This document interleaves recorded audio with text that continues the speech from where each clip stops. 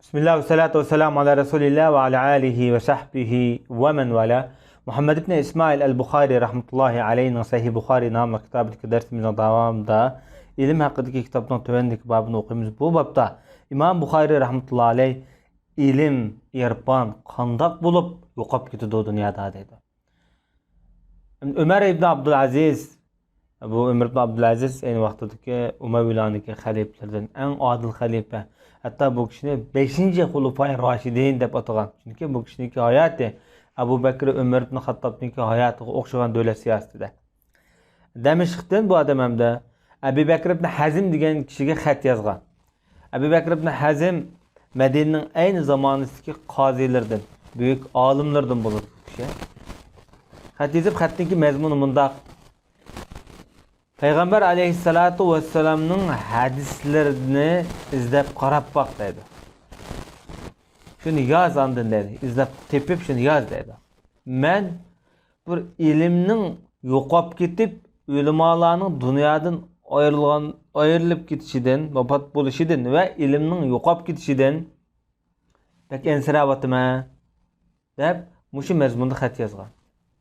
Lekin Peygamber aleyhissalatu vesselam'nın hadisini qabul qil. Bunda degene sen yazgan vaqtında Peygamberimizin hadisini yaz dedi. Fakat hadis yetiştirlen buyurdu. İlim irfanni kang qanat yengla tarqıtыңla. Bilmeydiği adam bilgen kadar o'ltiringlar. Bunda degene ilim so'rinlarini, ilim halqalarini qurunglar demekçi. Bilmeydiğini bilib olsun. İlim degan bu yo'qolib ketishi faqat shu ilm maxfiy qolgan vaqtida yo'qolib ketadi. Ya'ni uni ochiq oshkor taqtish kerak, bildirish kerak. Bo'lmagan vaqtida bu ilm maxfiy bo'lsa, ya'ni yo'shurun o'zing qalbidagi ilmni chiqarmasa, yuragidagi ilmni chiqarmasa, bu ilm maxfiy holatda, yipiq holatda qolib qoladi. Shuning uchun Islomda turli ilm so'rinlarini quringlar deb shu mazmunda yorliq tushadi bu yerda. Bu adam deydi bizga Ala ibn Abdülcebbar hadis so'zlab bergan edi deydi. Bu İmam Buxoriyning so'zi ham yerda. Endi Ala ibn Abdülcebbar olsa ismi Abul Hasan el-Basri kunyasi Attar nomi bilan. Biz bu odam Mekkada yashagan. İmam Buxoriy rahmatullohi alayhiniki ustozdir sanilgan kishilardan hamda. Bu kishiniki hamda ulamolar baho bergan vaqtida hadislari yaxshi, ishonchlik deb baholanib berganda 212-yili o'lib ketgan. Hatto İmam Tirmizi, İmam Nesai, İbn Majah qatorliq hadis olimlarmi, avtorlarmi bu odamniki hadislarini vositalik holatda bayon qilgan. Ammo Imom Muslimda bu kishiniki hadis yo'q ekan. Endi bu Ala degan zot dedi bizga Abdulaziz ibn Muslim, Abdullah ibn Dinardan hadis so'zlab bergan edi deydi. Undaqda Abdulaziz ibn Muslim kim o? Degan vaqtimizda bu zot Abdulaziz ibn Muslim el-Qasmali deb o'zi Xuroson, Marviylik, Xurosonning Marvidan, ya'ni bugungi Turkmanistondan, o'zi Basrda yashagan büyük ulamolardan, muhaddislardan sanaladi. Endi ulamolar bu kishiga ham ishonchlik, hadislarni yaxshi, degandek turli yaxshi baholarni bu odamga bergan. Bu kishiniki 167-yillarda atrofida o'lib ketganligi xotirlangan. Nima ishqamdi bu odamni Qasmali deymiz? Qasmali degan shu Basraning bir qishloq yezisi. Bu odam Turkmanistondan kelib Marvidan, shu Basraning shu Qasmalida shu yerda tushib, shu yerda joylashgan. Shuning uchun Qasmali deb mana rayon xarakterlik nomi nisbatma berilgan bu kishiga. Endi bu zot Abdullah ibn Dinardan hadis so'zlayapti. Abdullah ibn Dinar boshda bir qatim o'tdi. Aynı davrdagi muhaddis ulamolardan o'zi Umari Adaviy nomi bilan mashhur. Undaqda Umari deyishdan Umar ibn Xattobga nisbat berilgan. Adaviy deyishda Umar ibn Xattobning jamoati Bani Adi jamoatiga nisbat berilgan. Undaqda bu kishi mushtabillarniki büyük faqihlardan, hadis rivoyat qilgan raviylardan Umar ibn Xattobning jamoatidan chiqqan mashhur alloma bo'ladi. Çünkü Abdullah ibn Ömer bu kişinin ustozi, Anas ibn Malik qatorliq kishilar. Bu kişinin shogirdlari nihoyat zo'r. Boshda bir qatam o'tdi. Endi mushular mushu gapni, mushu ulamolarniki yo'qolib ketishi, vafot bo'lishi deganga qadar bo'lgan yuqoridagi mazmunni mush kishilar hadis so'zlab bergan edi dedi. Imom Buxoriy rahmatullohi alayh boshda shu mazmunning o'zidan bayon qilib keltirib, bu yerda bu mazmunni deb bergan kishilarni oxirida ularning tarjimonini oxirida zanjirsimon raviylarni oxirida so'zlab o'tadi. Endi bu babki bu hadis ham 100 nomerlik hadis. Shu ilmning yo'qolib ketishi, qanday yo'qolib ketdi degan hadis. Bu hadisda hamda Imom Buxoriy rahmatullohi alayh bizga İsmail ibn Abi Uveys hadis so'zlab bergan edi deydi. Bu zot deydi, menga Malik hadis so'zlab bergan edi deydi.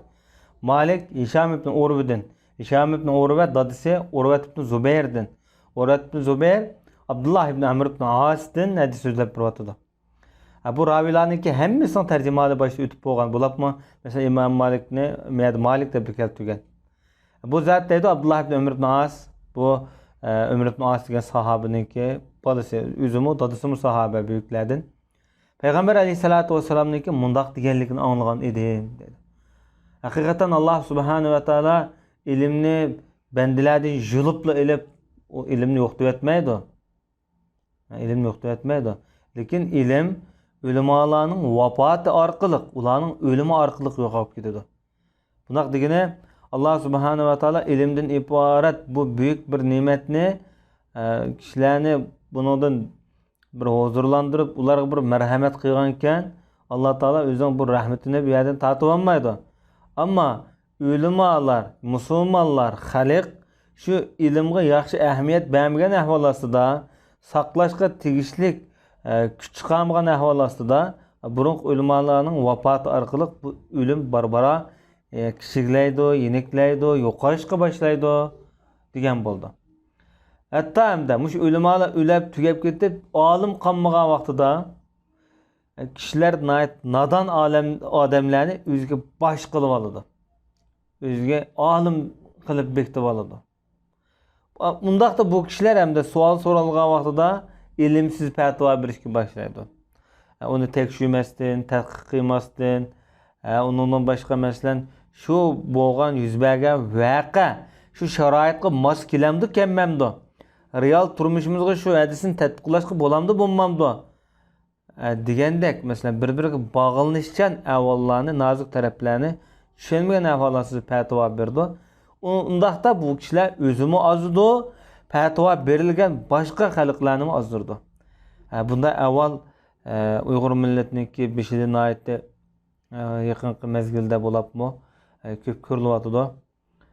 Hayotimizda shu 300 yillik mobaynda buniki dardini biz ko'p tortdik. Ilmsiz fatvo berish, ilmsiz diniy masalalarga javob berish, izlanmagan ahvol ostida o'zimizning ra'y bo'yicha javob berish qatorliq.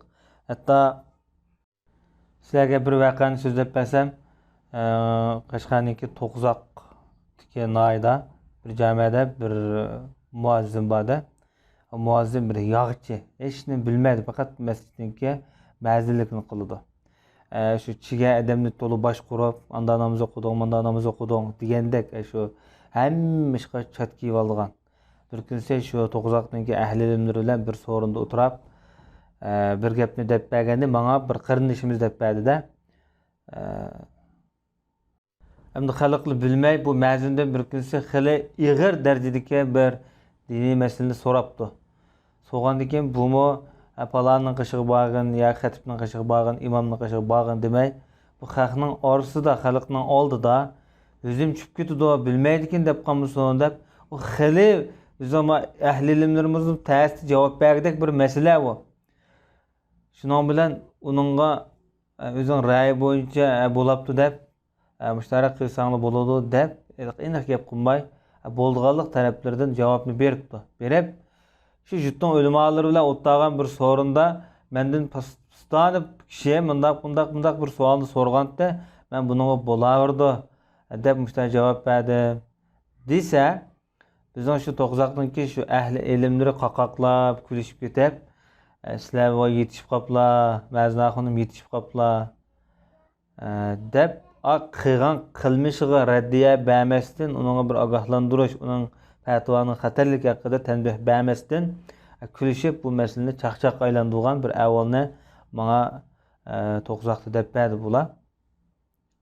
Hatta şu mezunun özü, ben bir kunsa bir esir namazı sel 5-10 minut keşif kılıp ikinci cemaatte okugan. Balam batı, balam sel kiçigrek. Şu paytda o balam sel yig'ilgandek, o'ynab bu ham chiqib qolib qolgandan keyin men qashim keldi-da, men akilab. Şonda men uni ko'tarib oldim hamda, ko'tarib ko'tarish bo'ladi-ku kichik bola namozi durust-ku hamda odatda payg'ambarimizning necha qatim shunday holatlar o'tgan. O'qsam mana shu namoz oldimga kelib bilan balani qo'y deb turib oldi. Men bu gap qilmay qo'ymay namozimni o'qiyverdim, davomlashtirib. Beshimda ta namoz tukichilik ash balani qo'y. Balani ko'tarib olsang namoz durust bo'lmaydi deb menga namozni turmay mening ko'zim chirishib oldi-da bu odam. Men bu hamda qattiq zat qo'yib bermay o balaning ehtiyoji bo'lgan ekan. Namozni o'qidim. O'qib boshqa gap bormi desam namozni durust bo'lmaydi debdi. Xatibondan o'lmaringdan so'ra deb yenib chiqqan. Demak, endi bunda avvallar bizning mavjud. Bunda odamlar qanday qildi degan vaqtda xalqni gangirtib qo'ydi, hatto dindimi yaroqlashtiruvchi, nafratlantiruvchi mumkin. Ilmsiz berilgan fatvolar. Demak, bu masalaga biz bular Uyg'ur xalqina aytmak diqqat qiladigan muhim nozik temlarning biri. Bu Pirabriri mundaq deydi. Bizga Abbas hadis so'zlab bergan edi dedi. Abbas bizga Qutayba hadis so'zlab bergan edi dedi. Qutayba bizga Jarir Hishamdan mushunga o'xshash hadis so'zlab bergan edi dedi.